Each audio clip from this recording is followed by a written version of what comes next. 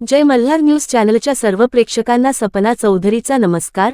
नंदुरबार जिल्ह्यातील तळोदा तालुक्यातील टाकली गावाला लगत असलेल्या निझरी नदीवरील पुलाभावी गर्भवती महिलेला स्वतःच्या वेदनासोबतच रस्त्याच्या वेदना सहन करून रुग्णालयात पोचावे लागले। सातपुड्याच्या दुर्गम भागातील रस्ते पूल कधी तयार होतील आणि आरोग्याच्या सेवा कधी बळकट होणार, असा प्रश्न उपस्थित होत आहे।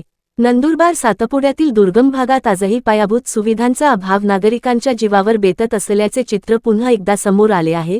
तळोदा तालुक्यातील टाकली गावालगतच्या निझरी नदीवरील पुलाचे काम अपूर्ण असल्याने एका गर्भवती महिलेला रुग्णालयात नेण्यासाठी नातेवाईकांनी बांबूची झोळी करून नदी पार करावी लागली। नदी पार केल्यानंतरही खराब रस्त्यामुळे महिलेला रुग्णवाहिकेपर्यंत पोहोचवण्यासाठी खाजगी वाहनाने प्रवास करावा लागला। नातेवाईकांना मोठी कसरत करत अखेर महिलेला तळोदा उपजिल्हा रुग्णालयात दाखल केले। रुग्णालयात महिलेची सुरक्षित प्रसूती झाली असून तिने गोंडस कन्येला जन्म दिला आहे।